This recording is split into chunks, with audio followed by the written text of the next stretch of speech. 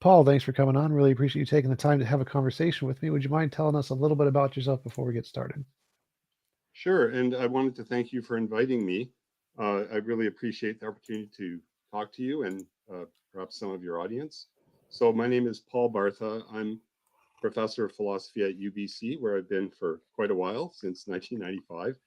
I did an undergraduate degree in mathematics in Toronto, and then a PhD in philosophy in Pittsburgh. And I've written a book about reasoning by analogies, and I've co-edited a book on Pascal's wager. I've also co-authored a mathematics textbook. And generally, I would say I'm interested in unusual, somewhat mysterious arguments and forms of reasoning. That's sort of the general way to describe my interests. I think reasoning by analogy is a big interest for me. We use analogical reasoning all the time. So a good example would be Charles Darwin's initial argument that in order to make plausible this idea of natural selection as able to account for variety, we look to artificial selection. We look at how much breeders have been able to accomplish. And basically, analogies are a very important form of reasoning, and that's sort of my main interest. The other big interest for me is decision theory, which is how we make rational decisions. And relevant to this topic is I have a special interest in making decisions where some of the outcomes are really good or really bad. So Pascal's wager is kind of an entry point for me to this, because you're making a decision where one of the outcomes is supposed to be really good, right? The outcome where you believe in God and God exists. But I'm also quite interested in environmental philosophy, where we're dealing with potentially really, really bad outcomes that have unknown probability. And we're in a position where we have to make decisions where some catastrophic outcome might occur. So it's kind of like the mirror image of Pascal's wager.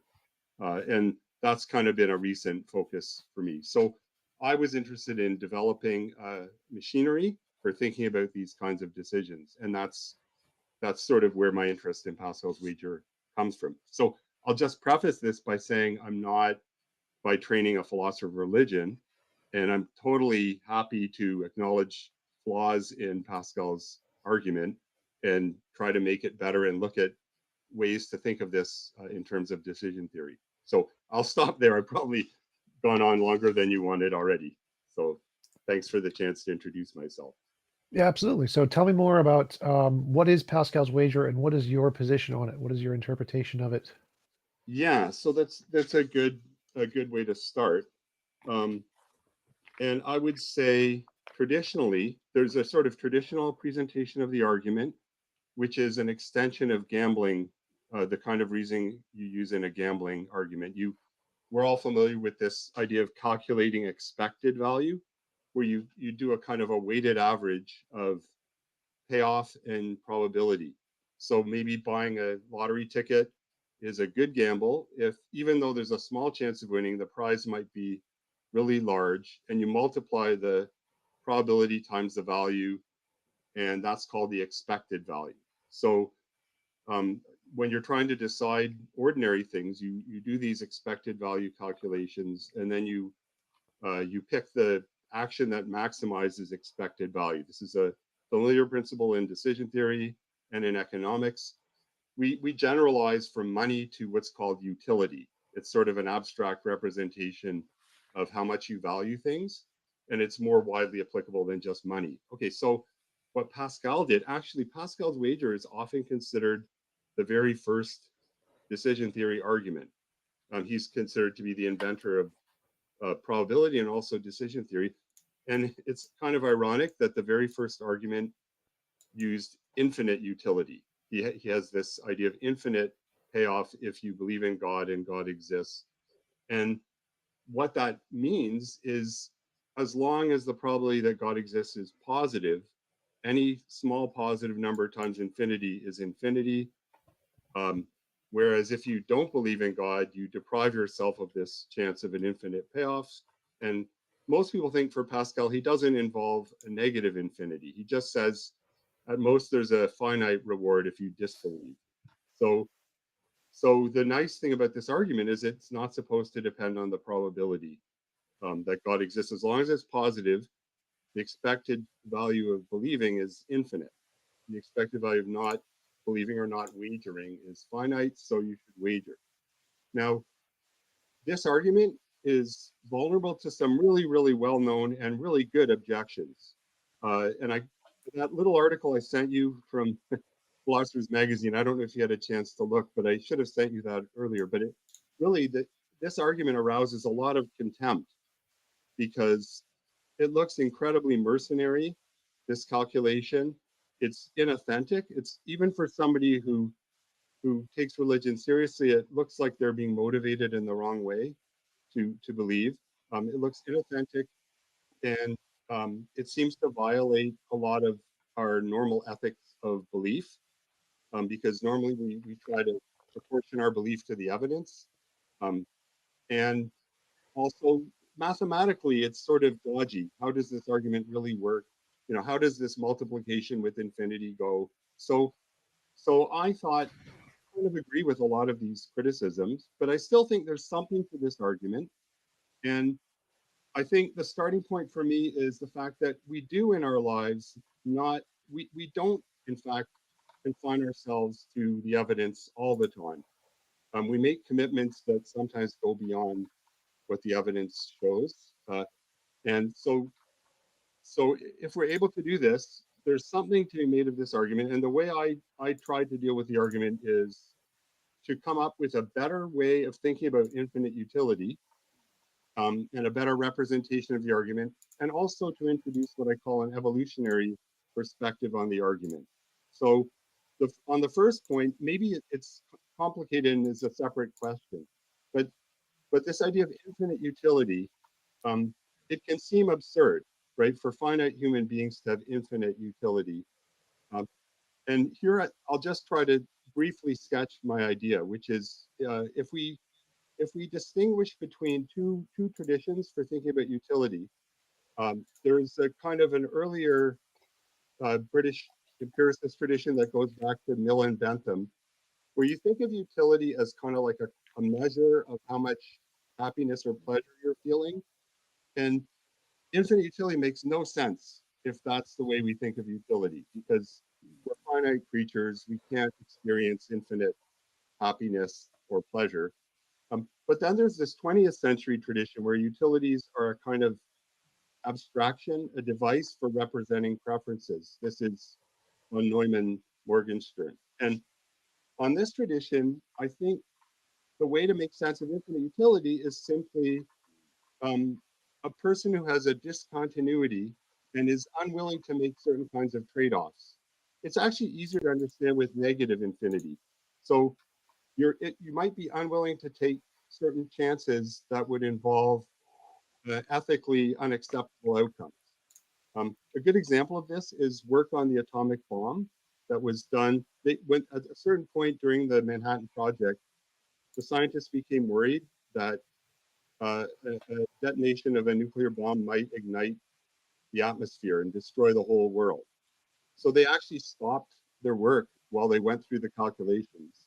And then they decided it wasn't a realistic possibility. So here's a case where the destruction of the world, it might not be literally infinitely bad, but in a kind of a practical sense, they were unwilling to make trade-offs, right? They were unwilling to take action where there was a chance that this might destroy the world. So I think in this kind of pragmatic sense, we can think of infinite or negative utility in terms of what trade-offs we're unwilling to make. So that was the first step I took, to make sense of infinite utility. And then there's a sort of a mathematical machinery for representing this that I won't go into. I'm part of my problem with this talk is I'm not sure how much detail I should be going into. Well, just to start, what is Pascal's wager? Could you give a description of what Pascal's wager is? The very simple argument. You think of a 2x2 decision table. This is the easiest way to understand Pascal's original argument.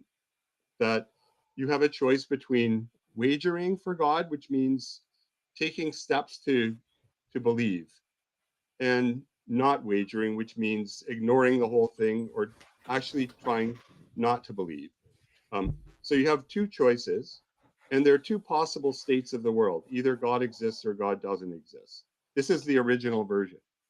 If you wager and God exists, there's an infinite payoff. That's the top left corner of this 2x2 table. If you wager and God doesn't exist, then there's some finite outcome. You've wasted a lot of time. It's bad. Um, if you don't wager, all of the outcomes are finite utilities. God, whether God exists or God doesn't exist, you're not going to get an infinite reward.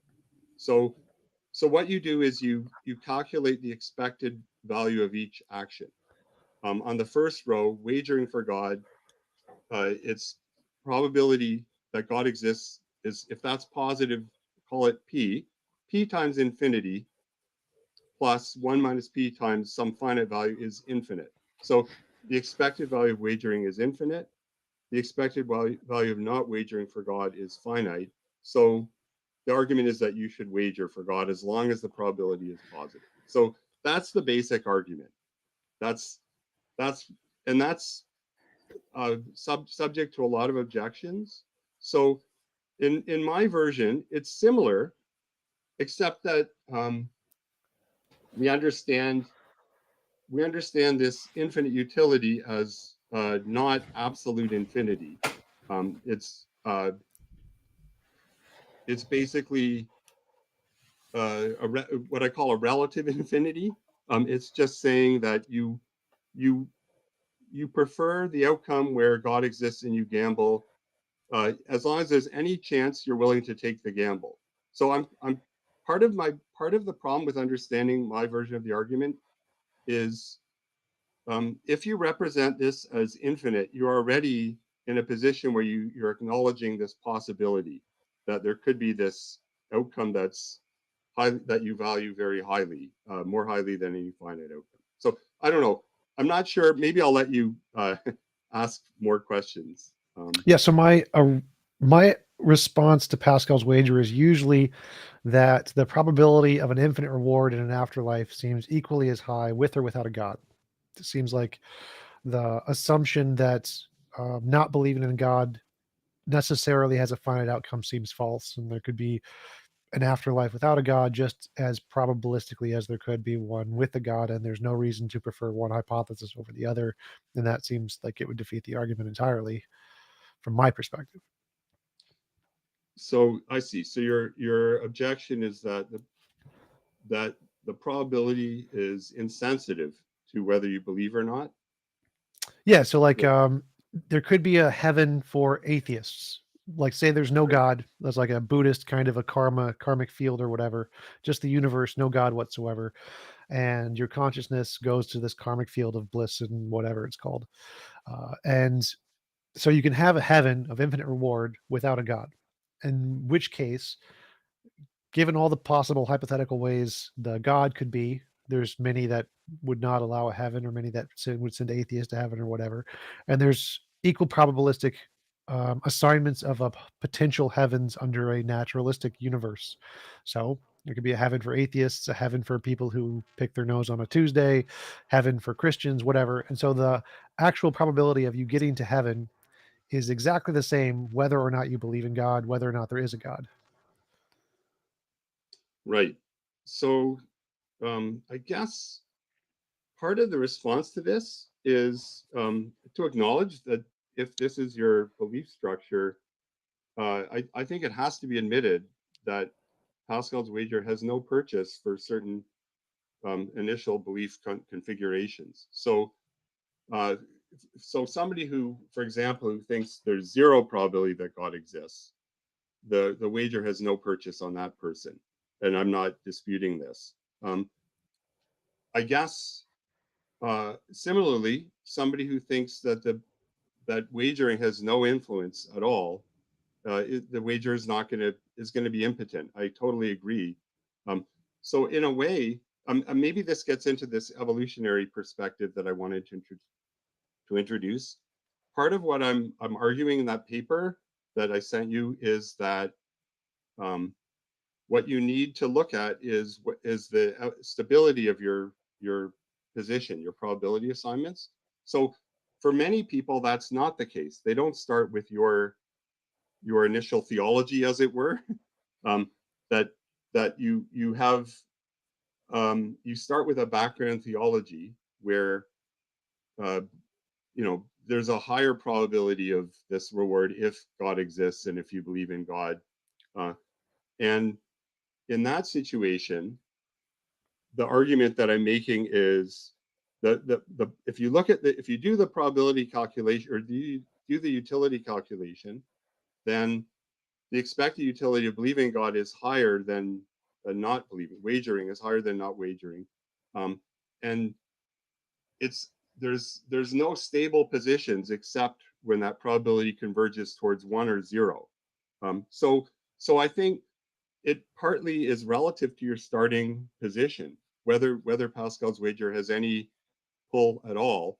And the other thing I want to say, just to acknowledge your point, there are sort of there are philosophers like Elliot Sober who think that part of the problem with Pascal's wager is that it's not sufficiently pragmatic. That is, he doesn't look at this background theology. So it's exactly the kind of thing you're doing. Um, that if you don't, the only thing Pascal allows you to be pragmatic about is whether you believe in God or not. But Pascal is holding fixed this background theology that that people who believe go to heaven and atheists don't go to heaven. Let's leave out hell because it's not clear in Pascal that hell is in there. But anyway, there's this background theology that Pascal is holding fixed, and Sober says no, you should allow that to also be variable. So I would maybe say this to you as well, that you shouldn't hold fixed this background theology that that there could be equal probability. But I'm sort of entrapped in a little way by my own views, because the way my argument works is you start from some position with probability, some probability distribution, and then you apply this kind of equilibrium test. Like, if you do think there's this probability that God exists and infinite reward, you should look at the expected utilities and decide whether your position is stable, right? And I have this little mechanism for how the probability should evolve. But the main point is, if one option is doing better than the other, you should start shifting your probabilities in favor of that option, right? And in your view, you're starting with a tie. So there's absolutely no impetus to change. So I actually basically want to agree. Maybe this is not a great move, but I'm willing to admit that if you start with certain background assumptions, it's very hard for this argument to shift you. Um, as I said, I'm interested in this, making sense of this argument for the sake of decision theory, but I'm willing to admit it's not going to work for everybody, and it So won't shift everybody. Yeah. So the next question I would have is that since Pascal's wager was designed to be something that you can look at as a reason to believe without evidence, if there's no evidence, then it seems like the only rational assumption is to take the position that I'm taking, where there's no probabilistic difference one way or the other. The only way to come to the conclusion that a heaven under a God is more likely than a heaven without a God is that you need some evidence. There has to be some reason to think that's the case. But if you don't have that, then it seems the rational position to take is the one that there is no evidential difference one way or the other. So you're applying some kind of insufficient reason here, like that in cases of ignorance we should assign equal probability to each outcome, right? Something like that. This is sort of a classical principle. So Yeah. So, and it, like, if we don't have any evidence one way or the other, whether or not there's a heaven, whether or not there's a God, and whether or not there is a kind of God that would make a heaven, we also have no evidence that whether or not there is a natural heaven, whether or not it would be inclined based off a certain kind of naturalism. And so, the probability that there is a naturalism that creates a heaven versus a God that creates the heaven, if we have no evidence, seems exactly identical. I don't see any reason to think that there would be one that would be more probable than the other unless we have some evidence to indicate this kind of God exists or this kind of universe exists or vice versa. And so until we actually have evidence to indicate that this being exists or not, it seems like there is no reason to think that a universe without a God is any less likely to produce a heaven than a universe with a God. I don't see any reason without evidence to infer one is more likely than the other. Right. So let me think about this a minute. I mean, this is sort of a this. I think the argument is sort of historically.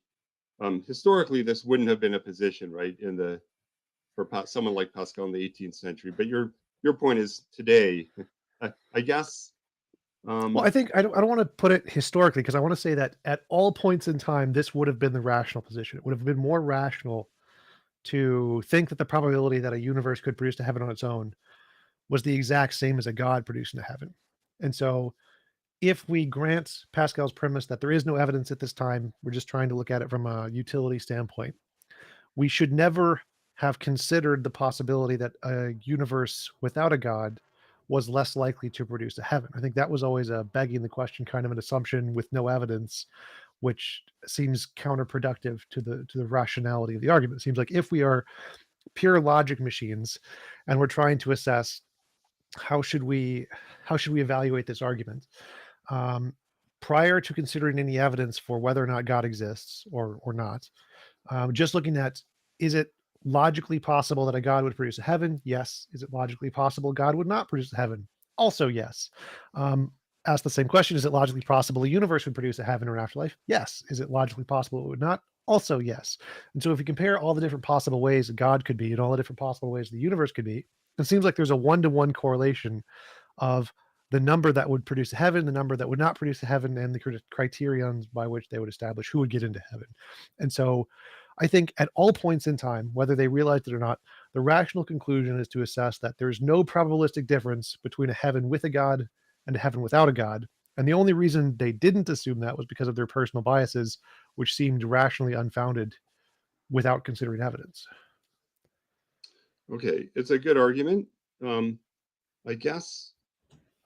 I mean, part of the point I would make here is like when I sent you the paper in the paper, I acknowledge that the issue not addressed by me is exactly this point about the probability of God existing, and there's a parallel point here to be made about the background probability of the theological viewpoint. I think is kind of. I still think what you're addressing is a kind of a background theological position that it's no more likely that heaven would exist with God or without God. Um, and I and by assumption, Pascal's argument is working without evidence, and Pascal himself says all of these traditional arguments about God are futile proofs; they don't work.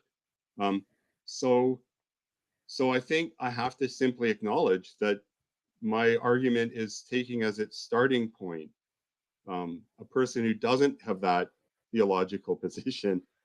So I basically, it's still not going to satisfy you because you're going to say I need to give some argument for any asymmetric probability. Like if the starting probability is irrational, um, if somebody starts with a higher probability for heaven if God exists than if God doesn't exist, is that an irrational assumption? I'm not. I'm not convinced by you that it's irrational. I'm totally persuaded by you that it's a perfectly rational position to start with equality, right? But I think um, when you're talking about initial credences or subjective probabilities, in the case of no evidence, there's a long history of trying to make sense of these assumptions of equal probability. And there, I mean, there's one version of Pascal's argument actually in the Pensée, where Pascal actually seems to be saying, well, God exists or he doesn't. We have no evidence. So 50% chance that God exists, 50% chance that God doesn't exist. And that's, Ian Hacking says that's a monstrous application of the principle of indifference, right? To, either God exists or he doesn't. So it's 50% chance of either. Um, I'm willing to concede that the probability that God exists is well below 50%. So, but yet there's no evidence for that, right? So what I'm saying is we don't always strictly apply this principle of indifference in cases of no evidence, right? We don't really have evidence. Some people think maybe we do have evidence against God's existence. I would say we start with a kind of these credences reflect our dispositions to believe, and it's I don't think it's always obvious that where we have no evidence, we have some kind of obvious equal distribution of probabilities. So just as it's not obvious we should assign 50% to God exists and 50% to not, I think people could start with different background beliefs, and my argument really only gets started once you have some initial distribution. Basically, I guess I'm saying I'm willing to admit that that is a perfectly reasonable position, but not maybe that it's mandatory. I don't know if that will persuade you, but Oh yeah, I absolutely. yeah. Well, so my position here is that I think that Pascal's argument is only compelling if someone already has a bias that heaven under a god is more likely than heaven under a universe. And if that position isn't justified, if it's an unjustified position, then Pascal's wager only works to reinforce an unjustified bias, which means I don't think it's a particularly useful argument. It seems more like what fallacies do. They reinforce an unjustified bias. In the first case, where if he's presenting this argument with no evidence, um, if there was evidence, then the argument seems pointless because, like, if you already have evidence God exists, what's the point of the argument? You don't need to consider it. You already have evidence, and so the evidence makes the argument pointless. And if considering a rational position, the probabilities are the same, whether there's a heaven with or without a God, if that makes the argument pointless, it seems like the only useful way for the argument to be compelling is if someone already has a bias for more benefit under a God than a non God. And if that isn't justified, then it seems like all the argument can do is just reinforce a bias, which makes it entirely pointless. Okay, so I think I agree that there has to be a slight initial bias. It doesn't have to be great, but you need to have an asymmetry. And of course, you could, if you had the asymmetry going the other way, that that would be you probably don't agree with that bias either. That heaven is more likely if God doesn't exist. Yeah. So I actually I'm not unhappy with this.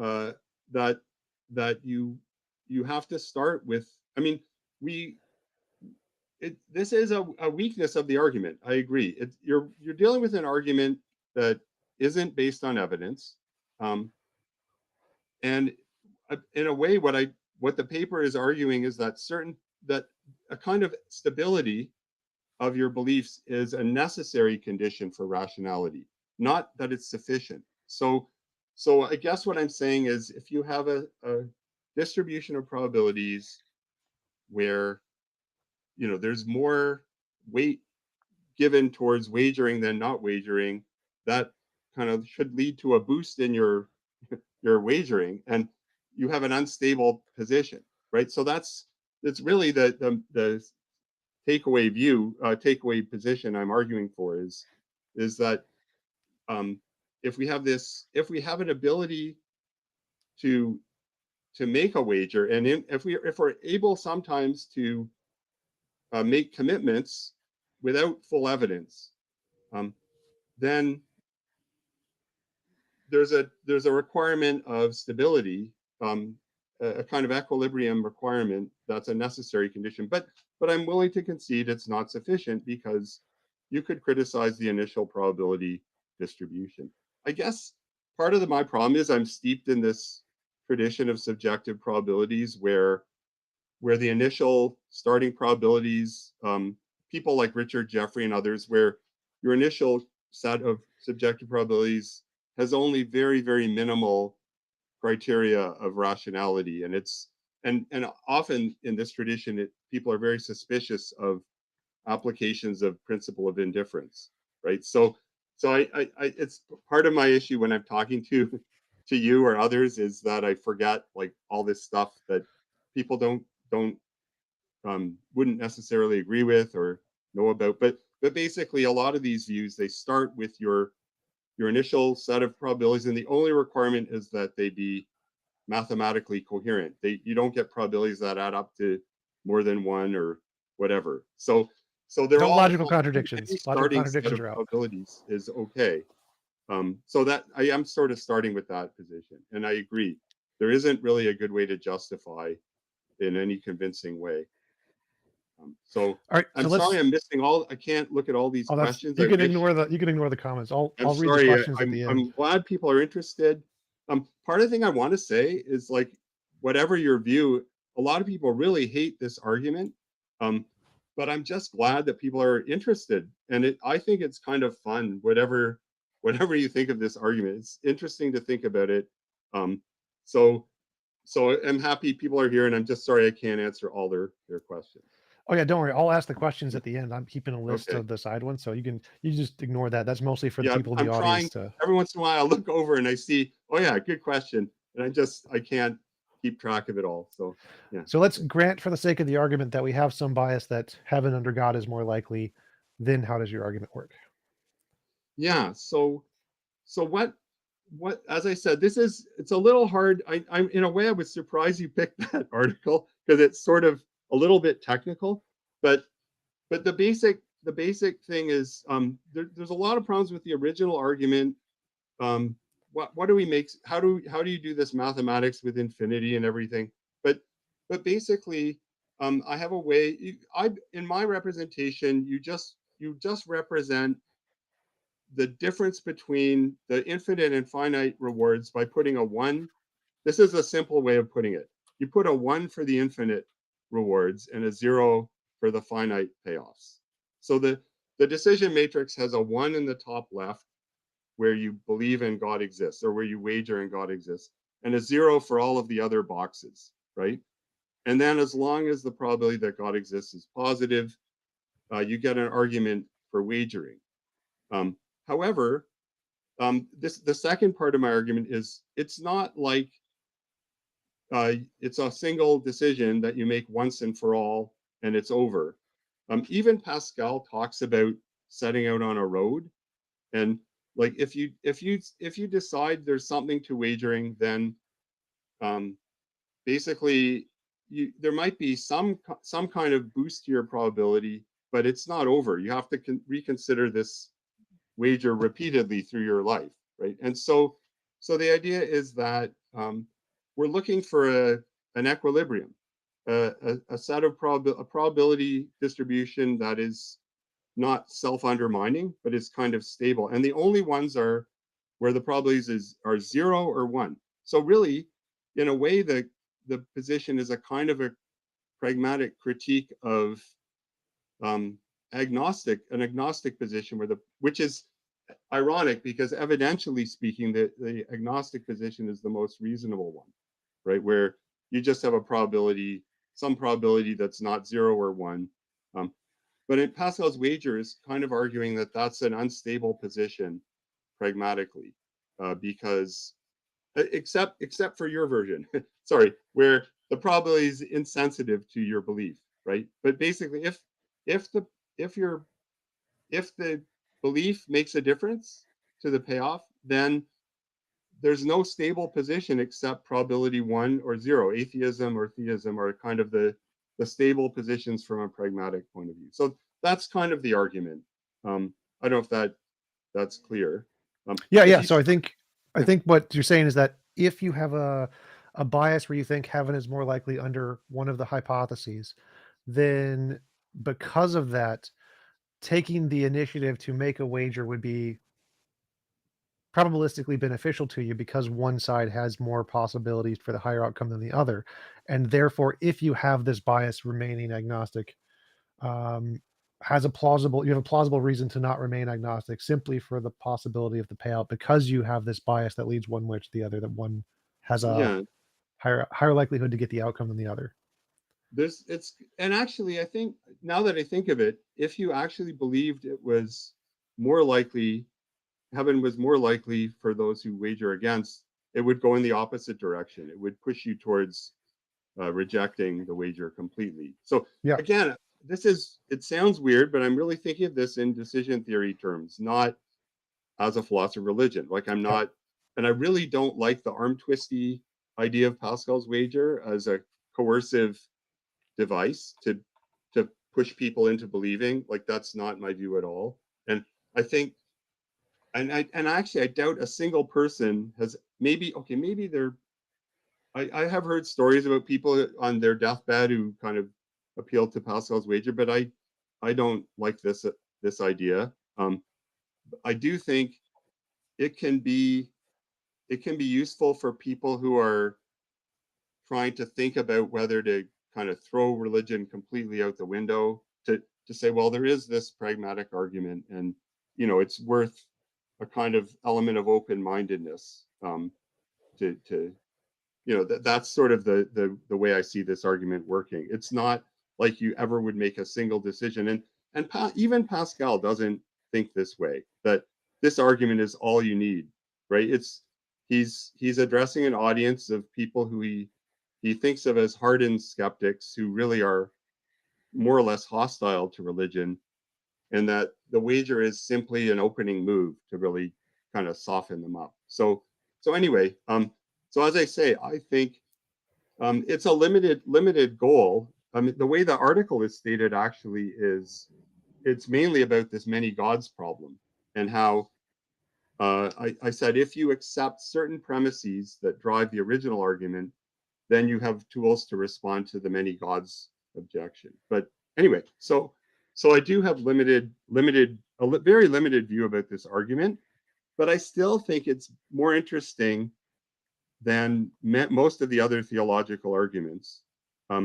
And it's connected to all kinds of interesting ideas: infinite value, decision theory. It's connected to these environmental arguments, which I find pretty important. So that's kind of where my interest comes in this argument. And I'm not sure whether that's satisfactory to you or your audience, but that's kind Oh of yeah, for sure. like, I was just bringing up the original criticisms as what I typically talk about, and then I definitely am sure. interested in hearing your response of how does your article respond to the many gods hypothesis and relates to that response to Pascal's wager. Yeah, so that's okay. So I think that's a really deep objection, right? That the initial decision problem was just two columns: God exists, God doesn't exist, and and since you get the infinite payoff on the first column, you should wager for God. And Pascal's contemporaries immediately pointed out that this argument would work for, I think, an imam could reason this way, said, this was the objection. So depending on your conception of God, you need more columns and more rows, right? You could wager for all of these other deities. And so the initial problem here is simply with the representation of the payoff as infinity. And the poverty of our mathematics is p times infinity equals infinity, right? Whenever p is a positive probability. So in every row, you're getting infinite payoff, right? So now, if you think about it, though, if the probabilities are different, there's something slightly wrong with that mathematical argument, right? Like, let's say you're raised, just for the sake of argument, you're raised as a Christian, and you're somewhat skeptical now, but you have a higher probability for some kind of Christian deity than for another, but you assign some probability to the others, then there might be some reason to think, well, if there's an infinite reward, I want to go with the highest probability, right? I'm putting this in mercenary terms here, like just in terms of gambling. I'm setting aside these objections about how inauthentic this would be. But just as a decision theory argument, there seems to be something wrong with equating each of these wagers that has a possible infinite reward, but different probability, right? You should go with the highest probability. And people had said this, but there wasn't really a rigorous theory for this. So by So just to representing all clarify, of you're these, saying that there are different probabilities, but any probability that is above zero that is multiplied by infinity would equate to infinity. And so there's no way to distinguish between the different possibilities that have different initial starting values, because when you multiply them by infinity, they all equate to infinity. Thank you. And this is why it's good to have you here and not me, because you've expressed it perfectly. So basically, this is one version of the many gods objection: is that as long as you have more than one column with non-zero probability, they're all equal. They're all tied. They're all equal infinite expected value, right? This is the simplest version of the many gods objection. And I jumped into the reply, which is, well, if we're just thinking of this as decision theory, if you had two boxes in front of you with infinite prize in them, whatever that means, and one has a 99% chance and the other is 1% chance of winning, you're going to pick the 99%, right? Because even though mathematically they all come out to 0.99 times infinity and 0.01 times infinity, they're both infinity. There's something wrong with them. The mathematics seems to be not doing the job here, right? Yeah. So in fact, the first step I took by I gave a finite gloss to the infinite reward.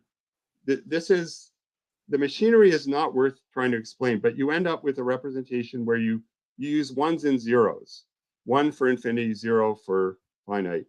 So this allows you to distinguish between the different many gods that have different probabilities. So this is just the first level of replying to the many gods objection. That it actually the problem you need a decision theory. People call this non-standard decision theory. So we need a decision theory that can acknowledge that the probabilities make a difference, and you should go with the higher probability. So that's just the first response to this many gods problem, because you could still have a tie. You could still have gods with equal probability. It's kind of like your example with the theological view that it makes it, and there are all sorts of, so far I'm only considering what we might call jealous gods who only reward their believers. What about these gods who reward believers? Like I call them grouchy gods, right? Who they reward people who believe in some other god. Or Yep. what about a god who rewards an Someone who, atheist? if you Yeah, pick your nose on a Tuesday, only the people who someone pick your here, nose on a the Tuesday. sidewalk crack example, that Yeah. people who don't step on sidewalk cracks go to heaven and everything. So there's a lot more to say about this many gods objection. And that's kind of the point of that article, which it looks at this basically, just as an example. If you look at the God who rewards people who don't believe in that God, then if you follow my argument, you would be justified in wagering against that God, but you're actually undermining the basis for that belief. Like, as your probability for that possibility drops, you're actually undermining the argument for that belief. So once you introduce an evolutionary perspective, it kind of favors jealous gods. And I actually think this is sort of a sociological tool here for Pascal's wager, that, like, why do we see a fairly prevalent or a number of these jealous gods, the ones that reward? This kind of an argument for this, right, in terms of Pascal's wager, that the ones who I said, the nice gods who reward everybody, universalist gods, in some ways they're the most moral ones, right? Like, why should we distinguish between those who believe without evidence and those who don't? But in terms of Pascal's wager, there's no point in believing in these gods because they reward everyone anyway, right? So it's kind of weird to take this decision theory perspective, but if you're going to go that route, you have to take it seriously, right? So you can't just ignore these unpleasant conclusions. So Yeah, that anyway, makes so sense. So, like, from a probabilistic standpoint, if the God's gonna let you in whether or not you believe, you should, believe in the one that won't do that, because that's that's right. the only one that makes any difference to you getting into heaven. The nice one's gonna let you in either way, so who cares? Yeah. So in the article, I said nice gods finish last, right? Because, like, they don't seem to have any. There's no real reason to wager for them. But when we step outside Pascal's wager, there's something wrong with that. I'm I'm willing to say Pascal wager is by no means the whole story here. Um, and I'm as I say, my focus is as a decision theory perspective. And philosophy of religion, it's going to have a lot more things to say about this problem of universalist deities. So, but anyway, I So do from think it's interesting to think about it sort of sociologically, why we have this prevalence of jealous gods. So, Oh, for yeah, sure, and I think there's lots of other problems you could go at with Pascal's wager. yeah, Like, one of the things I find interesting is that this finite reward or punishment thing. If you choose to believe in God and devote your life, like suppose you mentioned that it's more than just choosing to believe at one instance. You have to continually reassess the decision throughout your life. And suppose that this God requires that you do a bunch of very particular things to get into heaven. Be celibate, don't do drugs, don't drink alcohol, don't have fun, no music, no rock and roll, no Harry Potter, whatever. If you have to sacrifice a lot of things in your life, now the probabilities seem to change slightly because there's a consequence. You're losing something. If there isn't a God and you devote your life to worshiping this God, you've lost all of the potential happiness you have. And so even if there's only a finite amount of happiness, you get zero happiness and that's the only life you have. Whereas if somebody ignores that and takes the risk of not getting the infinite reward, they get to enjoy the positive amount of life that they do have without living under these constraints that they don't get to be happy. I think that's another interesting constraint for Pascal's wager too. I I, I think how, it's really important. And so, like, in fact, this is really, I've started to think more about this problem because, so if you look at, in fact, in Pascal's wager, what kind of he kind of says this, that this is the top right column. I know I don't have PowerPoint here. I'm imagine this 2x2 table is up on this screen, and the right column, top right column, is where you believe in God does not exist. That's shouldn't it's we just say, oh, that's fine, merely finite, but in fact it's pretty bad, right? It's you put a lot of effort into religious belief, and maybe you've sacrificed a lot, and turns out God doesn't exist. So that's it's not it's finite. But it's bad. It's not a good. And whereas in those people on the bottom row who just ignored the wager, they have this good life whether God exists or not. And we're ignoring here hell. I mean, I'm just that would be the bottom left column where God exists and you don't believe in. So we're setting that aside because I think Pascal doesn't use it in his argument. But so so what are we supposed to say about this? Because strictly speaking, it remains true on Pascal's wager that if you put this infinity in the top left box, it outweighs the cost of the sacrifice, right?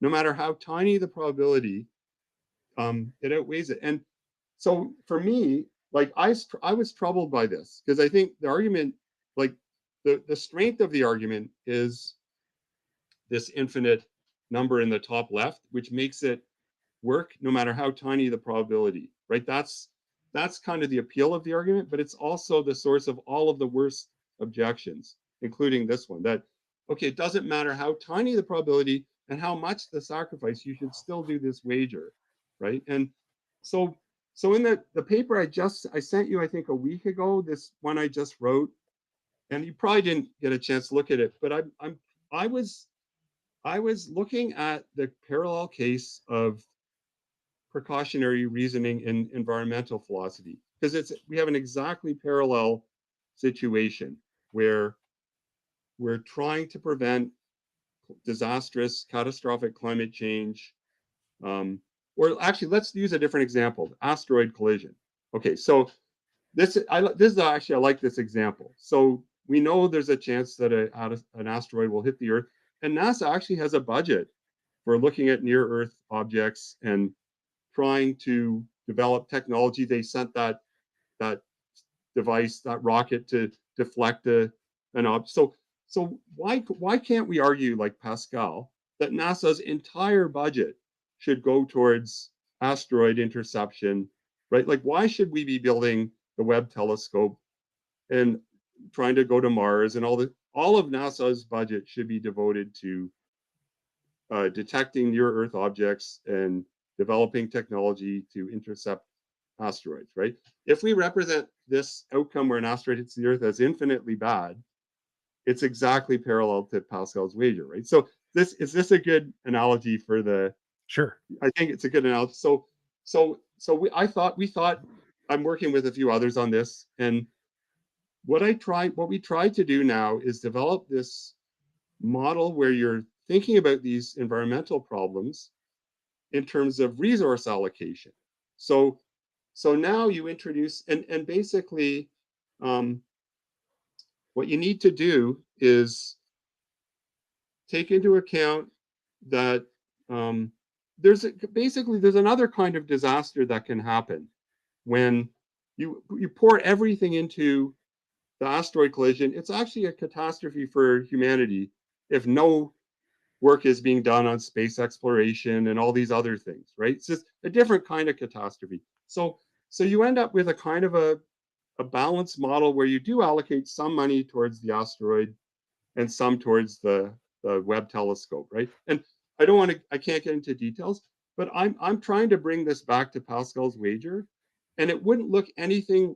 I don't think it would make Pascal very happy, because I end up saying things like in this article that, if you have a very low probability that God exists, Pascal's wager leads you to, if you use this resource model, you should put some resources into wagering, but not everything, right? So I'm trying to kind of tame the wager. So preserve some part of it, but not let it consume your whole existence where you sacrifice everything. So I think this is hopefully a way forward. It won't please everybody, but I think it's a more balanced view of the wager, is basically bringing back some lessons from this environmental stuff back to Pascal's wager. So I think it's a very fruitful analogy.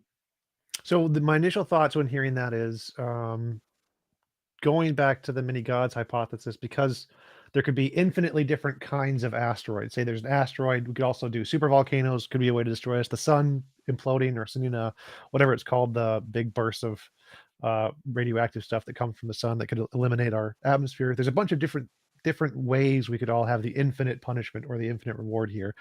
And so should we invest resources into each of those? And if we did, then we'd go back to the catastrophe of having no resources for the other stuff.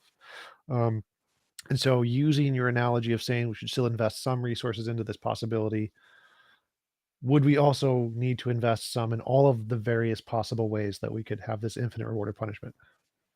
Let's see. Sorry. Okay, so I'm not sure if you're asking about Pascal. Like, are you mostly asking now about this environmental? This is the many disasters problem. It's kind of an analog to the many gods problem, right? That we have. There are all these many disasters that could happen with tinier and tinier probabilities, right? And there's this principle in ethics, the precautionary principle. We could have a separate session on that, but which is kind of eerily like Pascal's wager, right? That says you should act in such a way to avoid any possibility of catastrophe, and it's vulnerable to almost the same objections as Pascal's wager, because there's so many of these possible disasters and there's no way to avoid them all, right? Well, I'm focusing specifically on what you said, because you said that the asteroid. goal of your paper is to still have a reason to invest some resources into pursuing the God belief or the potential infinite reward, Yeah. while also investing resources into the finite thing. And my question is if there are multiple possible infinite rewards or punishments, which doesn't matter which one, and your argument entails that we should invest resources into at least one of these to some degree, would it also entail that we would invest resources into multiple of these if there were multiple possibilities? Yeah.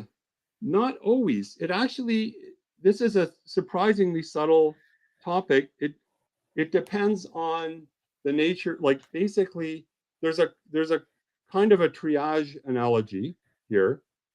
Like when you're dealing with a hospital, a battlefield hospital, right? Like, it doesn't mean you should try to save every patient, right? Like you can basically ignore the ones who are almost surely going to die or almost surely going to get better on their own. And you put the resources where it's going to boost the probability.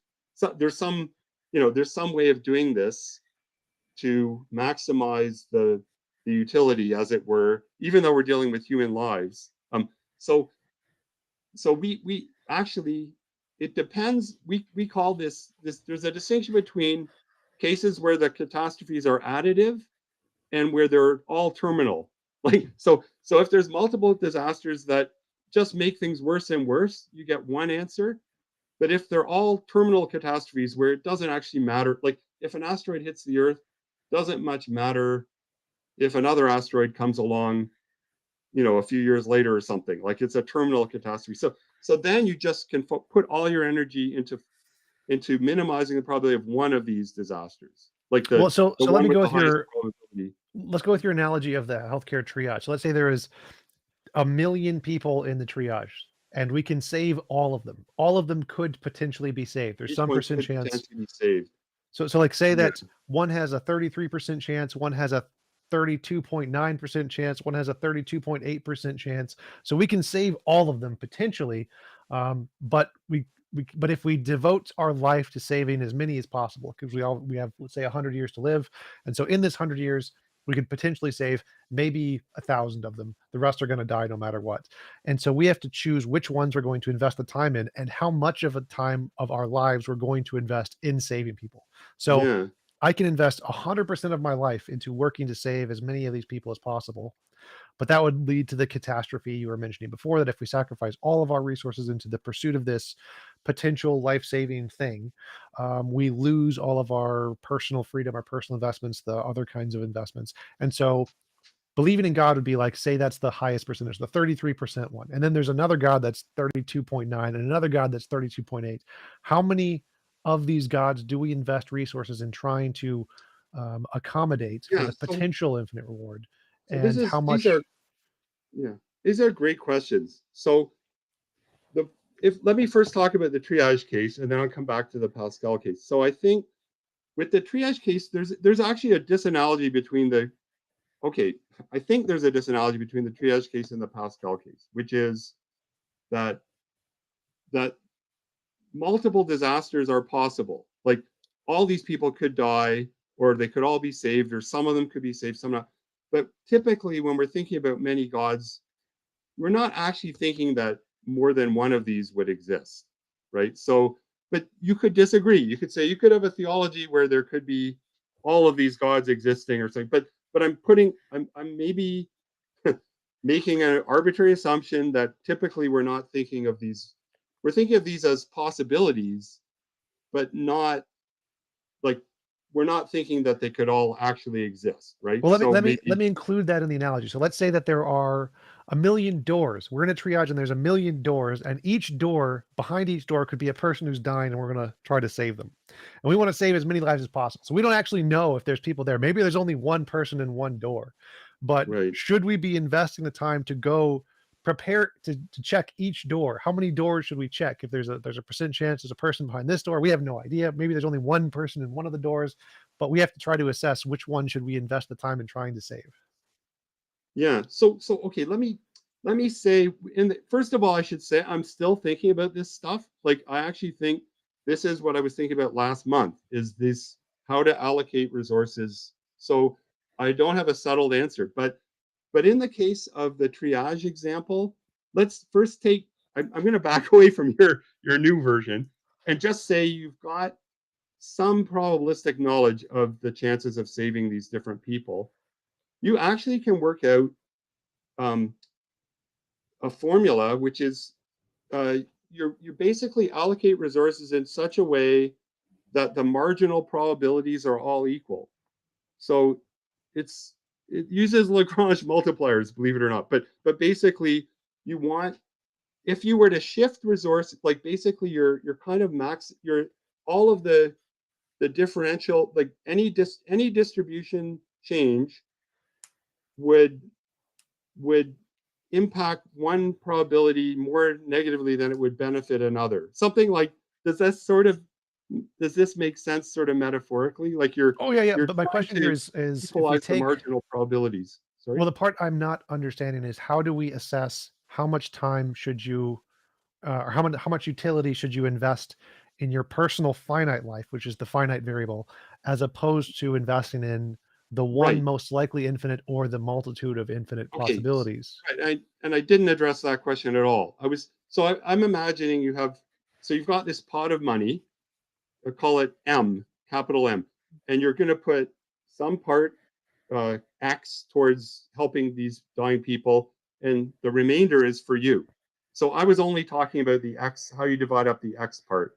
Like you're trying to maximum. So, but what about this other part? So it's very hard to justify this um, if you are assigning infinite value to the human lives and only finite value to your own life. But the one big argument that I've been trying to develop is sustainability. So because we think of these again, thinking of Pascal's wager as an extended activity, or thinking of medicine or environmental protection as an extended activity, it has to be sustainable. So if you were to just exhaust yourself, like even a doctor needs to rest. And if you're putting all your resources into saving lives and everything, you're not able to sustain that activity. And the net overall result is worse than if you set aside every year a certain amount of time for yourself. So it sounds kind of mundane, but in fact, I think there is a mathematical way to kind of work this out. And that's sort of gestured at in that paper I sent you, the follow-up paper a few weeks ago. So I think in the end, I'm not able to answer your question exactly now, but I think there is some proportion that is set aside for sort of finite pursuits, as it were, and some proportion for environmental protection, and analogously in the Pascal case. And it's not a great answer, and it's probably still not going to be enough to fully address this concern. That is, if you still are thinking of this reward as infinite, and we're just worrying about sustainability, that's not the whole story, right? Like, it's as if, in the NASA case, it's as if I'm saying, what really, really matters is asteroid stuff, and all this other stuff NASA is doing it so that Congress doesn't cut its budget.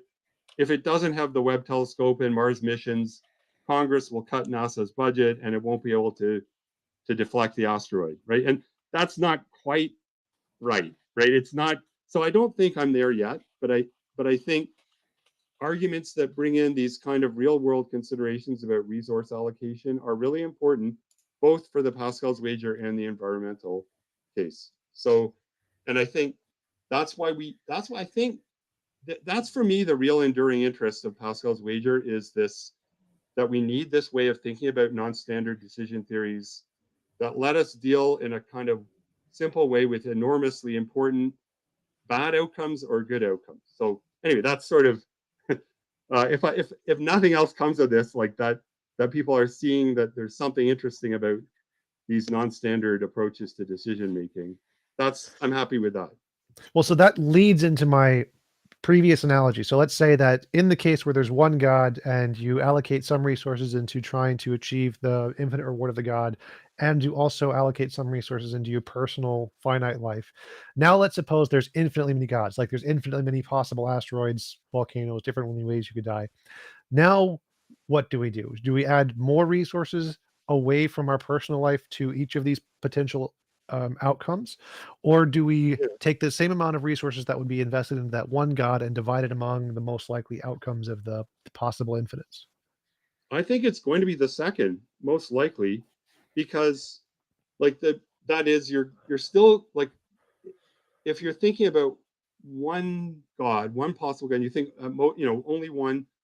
Um, I think you can factor this decision. First, there's a decision about how much resources to set aside, whether it's based on sustainability, or actually the other argument I have, there's really two big arguments I have for not putting everything into wagering and like basically spend your entire existence praying and wearing sackcloth and ashes. And like, there's one argument is sustainability. The other is um, practical, very practical, that you may not actually have any impact on your degree of belief.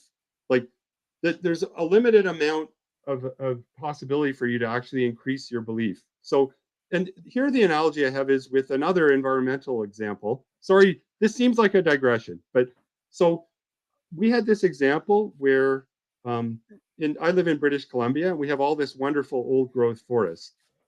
And there's a big argument how much of this should be set aside and preserved, and how much should be logged.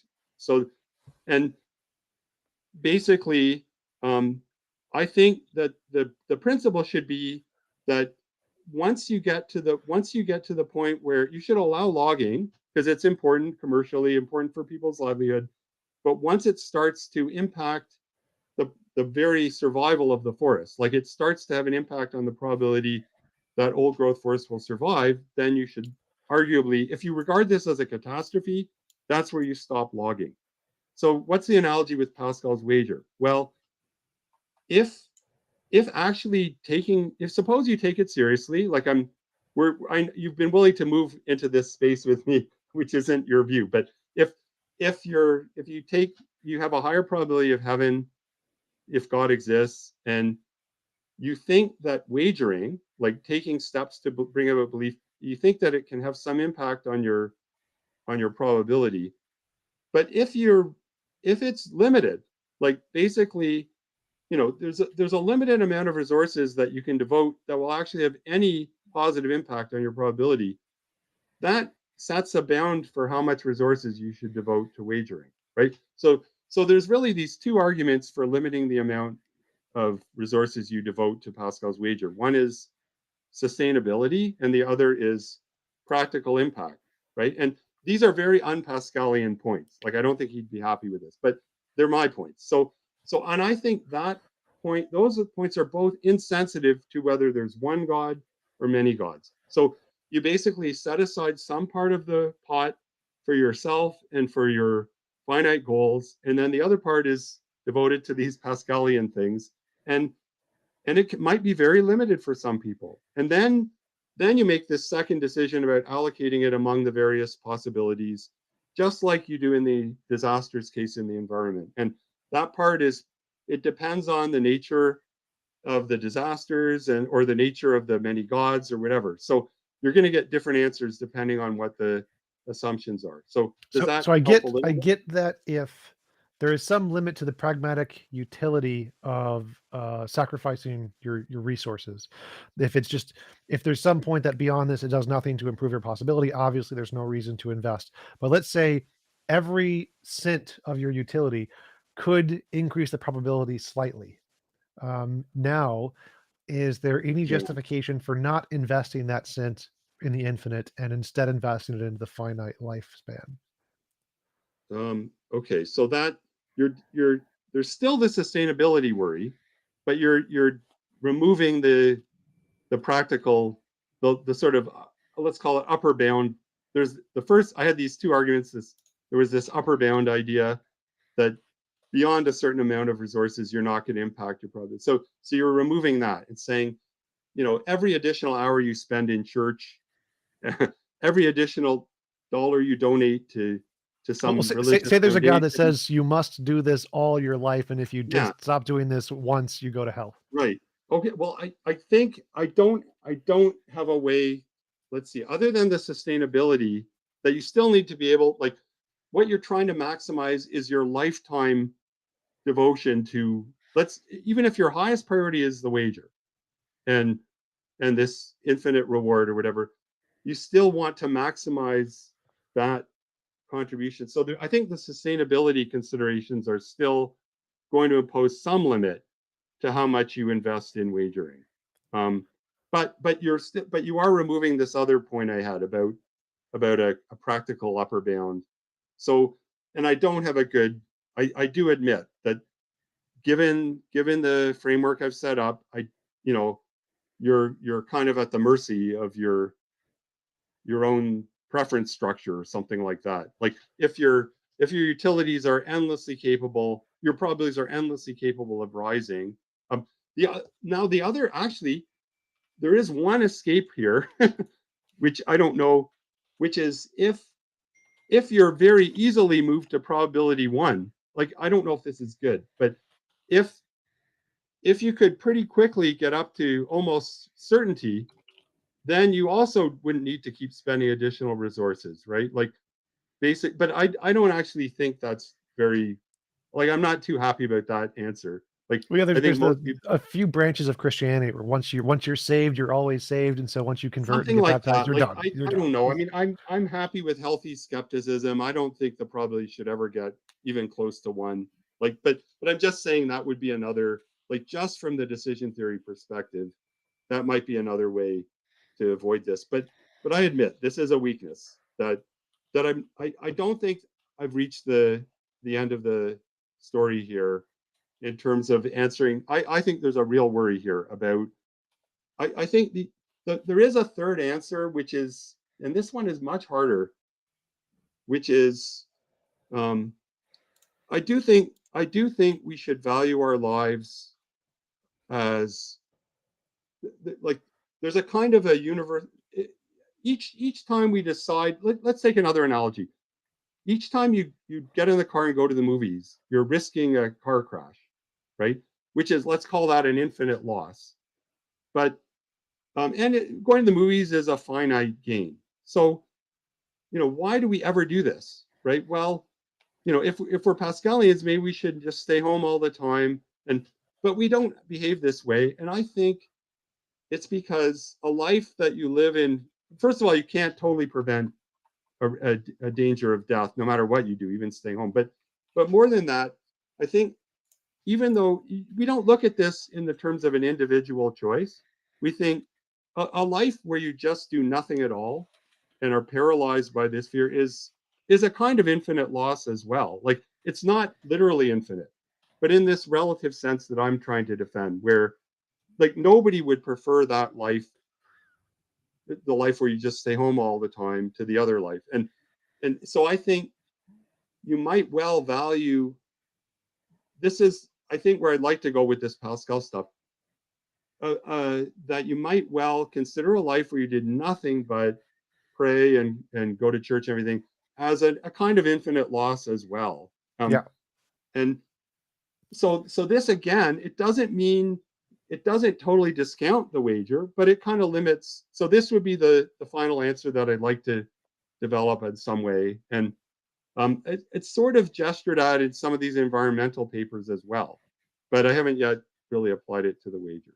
Yeah, So, I like to and think about it the other way too, because I think if, say that we only have a finite life and there is no afterlife, then doesn't that finite life have infinite value because it's all you have? yes, And so if you that's good. sacrifice that finite life, wouldn't that also be an infinite loss?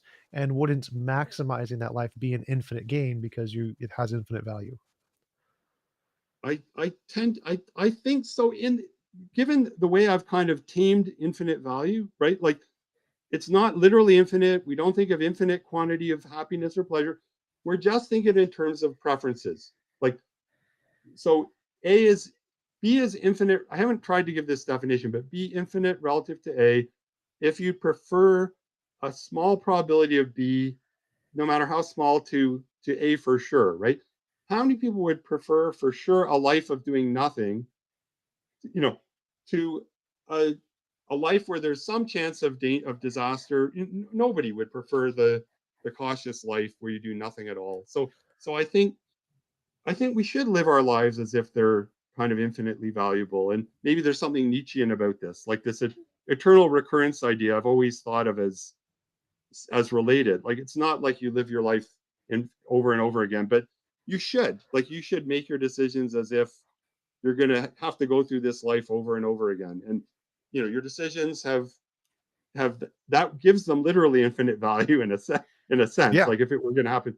So I think that's true. And now you could try to turn the tables on the wager now and say, well, look, now this destroys the whole wager, because that was what was distinctive about it, was this there was this unique infinity in the table. So I'm actually, I think there's something distinctive still about the infinity in the wager, but it has to be balanced against these other infinities. And that's kind of, again, why we need a way to think about this stuff, that why we need this more sophisticated decision theory. And standard decision theory is really biased towards a kind of narrow utilitarianism, where there's always a trade-off, right? No matter no matter what, if the probabilities are right and the values are right, you'd be willing to make these trade-offs. And I think there are some decisions in life where we don't want to make these compromises, and that's where these infinite values come in. They're not literally infinite. So I'll stop here. But so basically, I think what we're going to end up with, if this works, is something that isn't nobody's happy with. Not Pascal, probably not you, but I think maybe it will be interesting. So yeah. For sure. Yeah, I think that is an interesting consequence or interesting entailment of the way you assess value Yeah. to look at our finite lives as having potentially infinite value depending on how you define infinites. And I think that's Yeah. in line with more like the secular viewpoint, because from a secular viewpoint, especially materialist one, our life is the only one we have. And so it is more valuable to us than the theist perspective, because they do have an afterlife from their perspective. And so the amount that we should value the finite life, I think, is going to also be contingent on your worldview, your background biases. And if you do have such a view that your finite life has infinite value, that would make it equally or more important than trying to devote it to pursue some afterlife infinite value. Yeah, it's excellent point. And I think so. I mean, on my view, I'm going to have this problem about these sort of different plateaus of infinity. Like there could be more than one, and how are you supposed to compare them, right? And like there is, at one point, I kind of thought that I had this analogy with distant stars. Like it actually doesn't matter to us how far away like one star is or another star, right? Basically, if something is infinite, like here's a way to put it. Suppose you could have a pretty good infinite afterlife, like every day was finitely good, but it went on forever. Um, and you were given a chance to trade that for a super duper afterlife, right?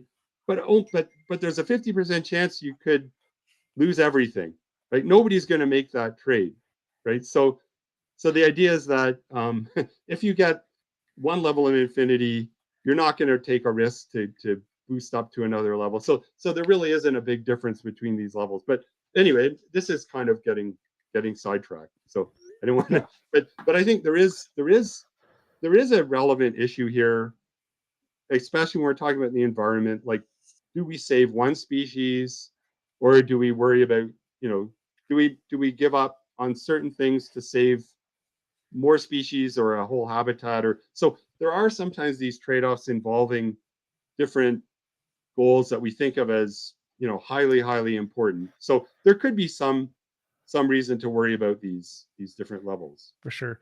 I find it hard to bring it into the climate change argument, because I don't see that as an infinite negative. I see like there was a recent study that came out that said if we do nothing, or the same amount that we've done to this point for climate change, the amount that of people who will die by 2100 is like 83 million or something like that.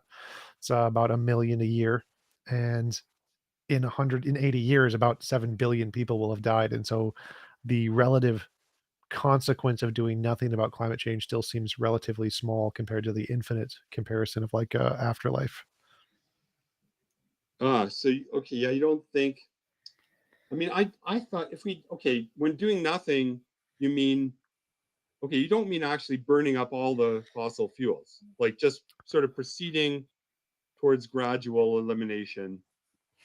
Like, I think I'm not sure what is meant by doing nothing, right? Like, like it. I Let's think, suppose we continue using fossil fuels at the exact same rate to the point where there's, if we could continue to use them, and still had a way to provide food for everybody, because obviously if we had no fossil fuels, if we use them all, the most of our agriculture is going to be lost because they use fossil fuels. So if we found an alternative to supply the same resources, but only at the point where we literally used all of the available oil, coal, and gas, they're all gone now. The damage to the environment would essentially just cause about 100 million deaths of humans, and that's about it. oh, okay, I haven't seen, I mean, I thought we would see, I saw one estimate, like, I don't know, 8 or 9 degrees or something, Celsius temperature rise, um, which I thought would be pretty catastrophic. But maybe I'll need to look at some other sources, because I thought it's and basically I think of catastrophe as a breakdown of, like, basically our government, our institutions will not be able to provide for basic needs. Our institutions would, our economy, our institutions would collapse. I agree that some climate changes we can adapt and not, even though we don't like it, we can adapt and survive and, feed people and everything. But I thought just burning through all the fossil fuels, that is ruled out. But I don't know. Maybe we don't want to get into this No, I debate. think that's right. I think it's right that if you burn all fossil fuels, it goes up by like 8 degrees Celsius or something. Yeah. That's like, and do nothing else. But I think that we are going to find Well, alternative ways yeah. to. I no. Actually, sorry, you're right. I have seen some recent estimates that are more optimistic about about you know the likely rise in temperature may not be much above 3.5 or 4 or something, which is still very bad. But yeah, so I mean, part of this whole thing of this decision about infinite, finite. I mean, I like standard decision theory. I'm not saying it's, if you can reason. Basically, standard decision theory is ordinary cost benefit analysis, right? Like, everything is finite. You're balancing values against probabilities, and most of the time that's just fine. But some of these really difficult decisions, there's a kind of a practical reason to model them uh, using infinite and finite, because you don't want to make the argument so sensitive to the probability that you just put off, and let's just set up another scientific panel to investigate the risks and the probabilities. Like, the whole spirit of this precautionary argument is we can't wait to get precise probabilities, right? And if the arguments hinge on exactly what these risks are, we're going to just set up another commission and never take action. So there's a kind of a pragmatism that you see in the environmental debate that is not there for the Pascal's wager Yep. stuff. So I agree, it's not perfectly analogous. Yeah. For global warming, I think my biggest concern is if the temperature increase creates enough droughts to decrease the amount of arable lands, because then hundreds, like billions will die. That would be my biggest concern, next to Venus. Like, of course, if we go to Venus, everybody dies. That's Yeah, equally as bad. But it seems like the data shows that global warming could increase arable land, at least for the European countries. It would definitely be bad for Africa, Canada. but yeah, yep, Yeah, yep. So yeah, it's I don't know exactly what the data suggests. Like, if we did see the worst case scenario of like the 8 degree Celsius increase that you presented, how many people would die from that? yeah. That's an interesting question that would be worth investigating. But I don't know. I don't know. So yeah, we've been going for about an hour and a half. We do have some questions from the audience, if you don't mind. sure, happy to do my best. Travis Statham asks, "Are you a theist?" Am I a theist? I, I don't usually like answering these questions because seems like I'm approaching this argument as a decision theorist. Um, Yeah, so it doesn't make a difference to your argument whether or not you yeah, believe. I think I'd like to keep these things to myself. Like, I know people will form their own conclusions. I mean, I was raised in a religious tradition. I'll say that. So I take it seriously, but I'm trying to, present. I'm thinking about these arguments seriously, but I don't kind of want to answer the question. I hope that's okay. Yeah. I'm not motivated by theism in making this argument. I will say that. Like, I think this argument is interesting, and I hope it's not my intention to twist arms or anything like that. And I'm happy to abandon, like, when people make good points like Tom made about if you start with equal probability, I'm totally happy to concede it. That this limits the power of this argument. So maybe that's enough of an answer to satisfy you. JJ asked a question about a casino and gambling.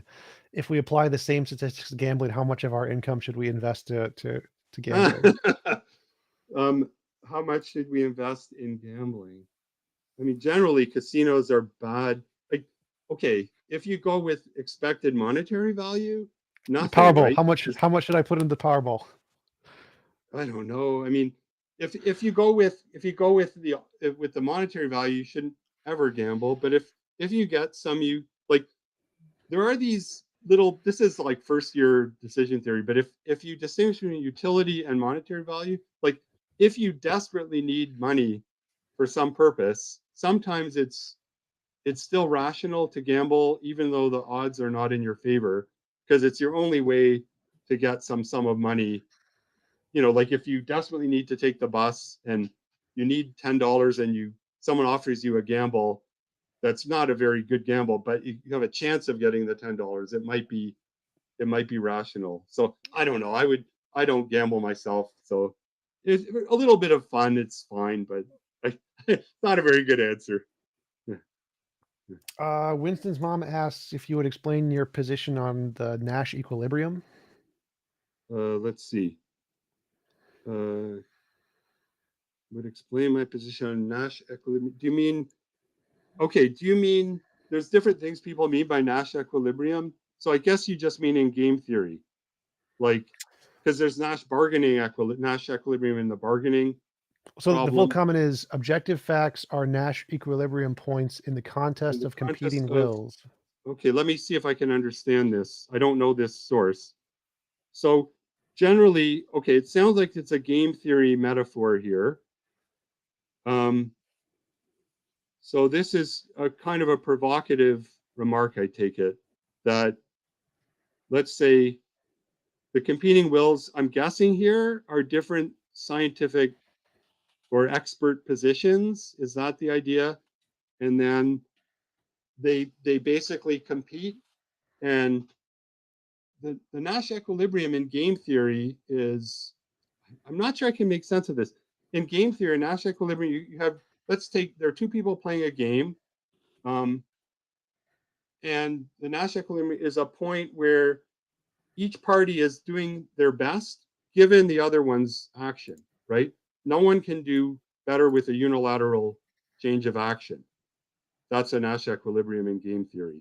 So I guess the idea here is, it's not totally Pascal's wager. I'm not sure how this comes in, but maybe the idea would be, okay, let's say in general, the idea would be that different experts are playing some kind of game, I guess. I wish I knew this source. They're playing some game, and then they stake out positions, and they'll only change their position if, basically an equilibrium would be a set of positions that are an equilibrium. Nobody can do better by changing. I'm just not sure I understand this. I think the idea is that there's a kind of stability. The objective facts aren't really objective. That's what it sounds like this quote is saying, that they're sort of social artifacts of this competition. So I guess I don't like this view, but I think in Pascal's wager, it's difficult because we started out by saying we don't have evidence, and Pascal himself says any objective claims about God are futile, that we don't have evidence about this stuff. So, however, you could say that, like, I'm just playing a game. Somebody like me, Tom and I are playing some kind of game to score points, and see what emerges from this as a kind of stable position. I don't know. I'm trying to make sense of this. I prefer to say I like a view when we're talking about debating. I'm happier with a pluralist view, that it isn't just a game, and that we're multiplying the possible views that come out, and people are welcome to consider multiple points of view for themselves, and each person should be thinking about these things, and nobody is legislating for anybody else. Like, I kind of don't think of myself as telling anybody what to think about this, but offering a different perspective. So I don't know if this is going to make you satisfied, but it's my best attempt. Gotcha. Johann Pretorius asks, does he think Pascal's wager has a limited goal? How does he rate the argument's value on a scale of 1 to 10 and why? Yeah. Okay. So what do I say about this? I do think even the original argument has a limited goal. Even in Pascal's mind, it was like a first move to like his target audience were these sort of aristocrats, right? Parisian nobles who really have no use for religion, but they love gambling, and he's kind of appealing to their gambling instinct. To they have some residual attachment to religion, right? We're talking 17th century. These people think there's something to it, but they have no real use for it. So he doesn't think the argument is going to move them. I think he makes some remark that he says at least recognize. Actually, I wrote it down somewhere here. Yeah, he says at least get it into your head that if you are unable to believe, it is because of your passions, since reason impels you to believe, and yet you cannot do so. So he didn't think that his argument was going to bring anybody to believe. But and I think, okay, even in my sense, I think as an argument for taking religion seriously, it has limited value. And I've, in fact, been moving more and more in that direction of trying to limit the objectives for the wager. That said, I think it's among the most interesting philosophical arguments in history. And it links all this interesting stuff like infinity, God, decision theory, evidential versus pragmatic justification. Like it's a great argument and philosophers basically love arguments even when they trail a bunch of defects in their wake, like a big ship. They've got these arguments are defective, and we still love them. So that's what's great about this argument. It has so much baggage, but it still survives somehow. Still interesting, worth looking at. And it has links to these other topics, like I mentioned, the environmental ethics. It also people have drawn other parallels. So you probably talked about the problem of induction, and this is an old problem in philosophy that our most basic scientific methods are lacking. There's a kind of a very simple skeptical argument that we can't justify any of our scientific methods, but nevertheless we persist, and we do so on pragmatic grounds. And there are arguments that they resemble Pascal's wager, um, arguments that for justifying certain methods. So I think in terms of its links to big areas of philosophy and its intrinsic interest, I would give it a 10.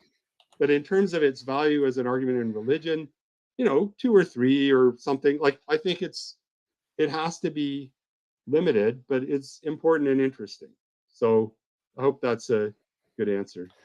He also asks if you could rate Pascal's wager as opposed to the argument from beauty or the efficiency of mathematics or those kinds of transcendental arguments. Like which one is this better than the other arguments? Because you mentioned As before that you think arguments the for other the arguments are existence of God or yeah, something yeah, like that. yeah. Because you mentioned that you Uh, don't like those very much. You're not very impressed by Not that those. much. Like I thought about a little bit about the fine tuning argument.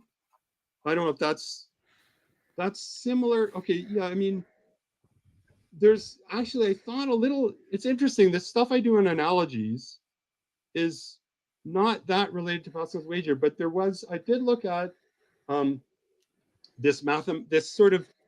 There was an argument by Mark Steiner about the unreasonable effectiveness of Effectiveness of analogies mathematics. in physics. Yeah, Yeah. and he looks at these great analogies that were used by physicists that they ended up like it looks like the physical universe is friendly to us. That like we have these weird mathematical symmetries, and then we apply them, and then the physics works out just fine, and it looks unreasonable. And Steiner ends up with this kind of supernatural hypothesis coming out of this. And I'm not very sympathetic to this. And the fine tuning argument is similarly, I actually wrote a critique of this. I had this chapter on probability in philosophy of religion, and I looked at 2 arguments. I looked at the fine-tuning argument, and I looked at Pascal's wager, and I was very critical of the fine-tuning argument, but more sympathetic to Pascal's wager. I just think because the goal is limited, it's got more prospects. Like, it's not completely dead, but I think there are just way too many problems with the fine-tuning argument. I don't know. So, and even the mathematics argument, or at least Steiner's version of it, like this sort of the applicability of mathematics to the natural world, right? I just think I'm not very impressed, and I'm more skeptical of that argument. Yes, Steiner, and unfortunately he recently died because of COVID. I think a year or two ago. So I think they're interesting. I think I like his. I'm glad he wrote. There was an article, or there was an original article, and then there was a book. And I'm glad he wrote this stuff. And I think they're fun examples to think about. And there is a kind of puzzle, but like when you think about analogies, I think there's a way to just make sense of these analogies as perfectly reasonable and plausible without invoking some kind of supernatural explanation. So, Gotcha. Gleepglorp asks, how did he conclude God would provide infinite reward instead of infinite punishment if he existed? let's see. So, he meaning Pascal or me? I think he means you. So I think he means this is talking about the basis of your okay, belief, or the starting belief. Like, why do you have a the starting belief? initial table. I think in the initial 2x2 table, I put an infinity in the top left where you believe in God exists, and I didn't put a negative infinity in the bottom left where, okay, so I think, first of all, I'll just say there's no evidence for any of this. Like, I'm totally willing to admit this, that it's so, so you could put a negative infinity in, and it might, basically, one reason for not putting it in is it doesn't really change the basic argument, right? Like, if you put a negative infinity, if Pascal's argument works without the negative infinity, then it will work with the negative infinity. It doesn't need this. It's basically an unnecessary assumption to put in a negative infinity in the bottom row. So I think that's It would essentially be like two infinity. If you made two infinity in the top row, infinity times two. something like that. Like, it doesn't really change. You do as you say, almost like a linear transformation, or just add infinity. It's not strictly kosher, but something. So it doesn't really change the basic argument. So if you're unhappy with the argument with finite, it's not going to make you happy. Like, it's not going to convince you if you make it worse on the bottom row. So it wasn't really necessary. And then in terms, so it's not like, we're ruling it out or anything. It's just like the argument is interesting enough without the negative infinity there. And then in terms of, again, if you putting the infinity, now there are a lot of people who really end up rejecting the infinity. They just say it causes so many problems. I haven't even talked about all the problems with Pascal's wager that come out of infinity. Like, there's even many more besides the many gods objection. So a lot of people end up saying, let's just use the finite wager, where you put in a high positive value, right?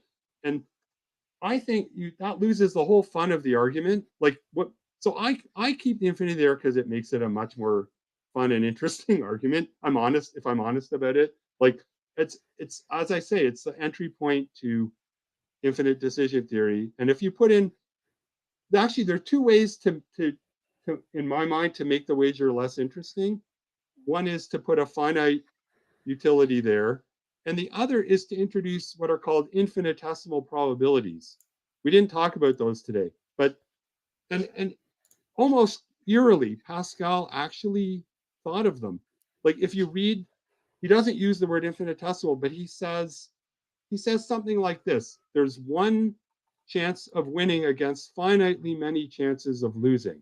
So that means it's a finite probability. And he says, if there were one chance of winning against infinitely many chances of losing, then the argument might not work. I think he says something like that, which is like an infinitesimal probability. And a lot of people think that's another way to defeat the wager, is to say, okay, the probability that God exists might be positive, but it's like infinitesimally small.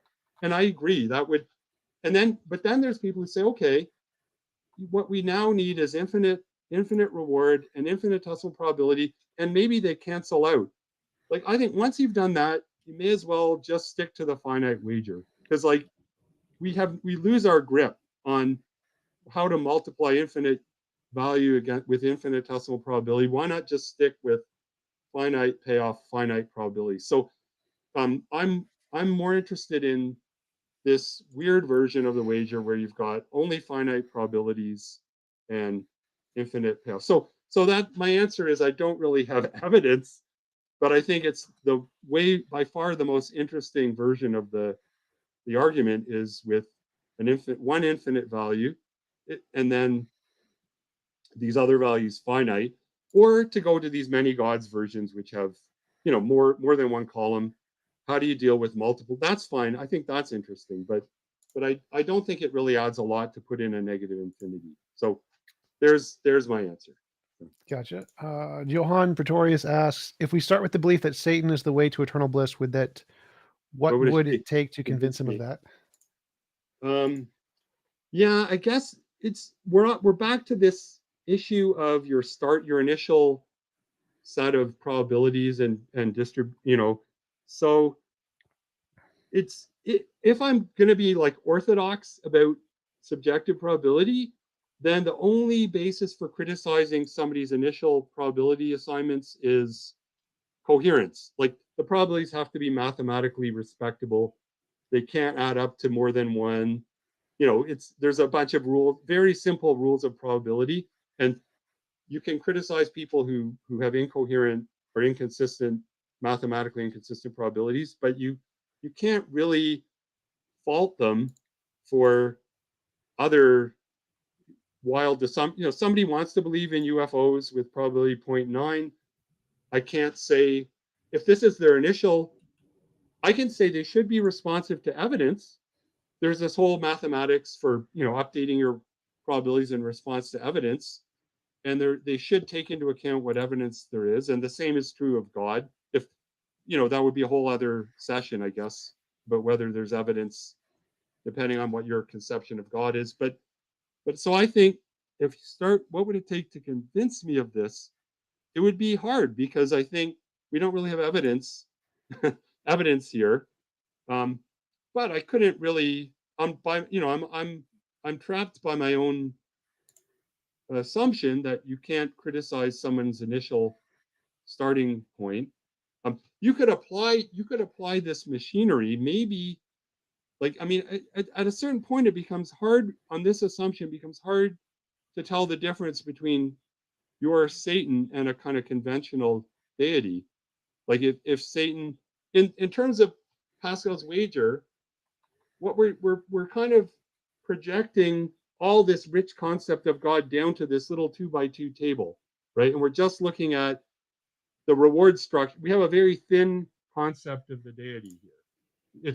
It's the being that provides this infinite reward. Like, everything else about God is evaporating and not coming out in this framework. So your Satan looks a lot like Pascal's God in the way it's stated here, and I'm not sure what the difference would be.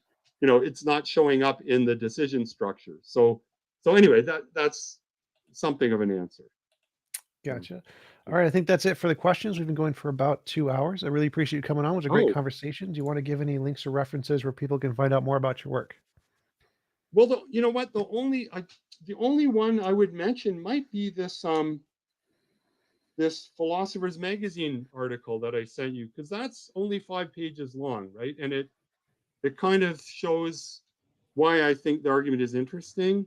I don't know. Is that I don't have a Yeah, I can put a link to it in the yeah. I sent description. you that. I sent you the full issue.